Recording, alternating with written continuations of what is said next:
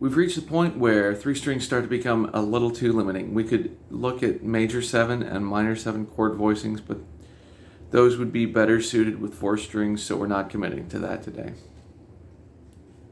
That uneasy sound you hear in the background is our final chord voicings for 3 strings for a while. That is a C major flat 5.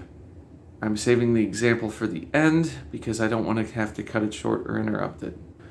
Alright, we'll be comparing these to our major shapes for convenience. If we take our shape and stretch out the pointer, our first A shape, stretch out the pointer finger back 1 fret, we get our first voicing. If we take our E shape and move the B string from the 8th to the 7th, we get our second voicing, so we got. And if we take our D shape and we move our G string from the 12th fret to the 11th, we get our third voicing. Once again,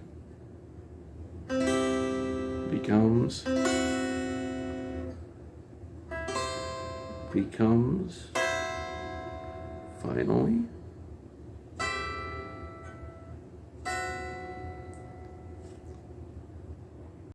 in the dominant 7 video, I said the 5th is the least important note, but what happens if we make it sharp? Let's take a look. Starting at our 5th fret, we get this shape, which you'll notice is our third shape. So our second form is really just our first form, and our final form is really just our second form. So what happens if we make a dominant 7 chord without a root and a sharp, natural, or flat 5? Let's have a look. Alright. Starting from that A position again, as we have been doing. 1 becomes 7, 5 becomes sharp 5. Hey, there's that altered sound again. Natural 5, just gives us a diminished inversion.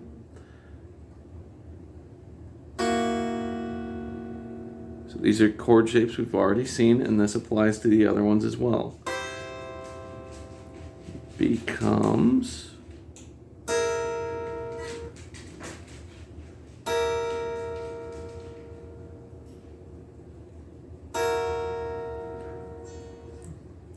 one last simple chord substitute to remember is if you want an 11 chord, take the chord you're trying to play and go back 2 frets and play that major chord. Going back to that C example, throw a D in the bass. Now, it's D11. Also works here.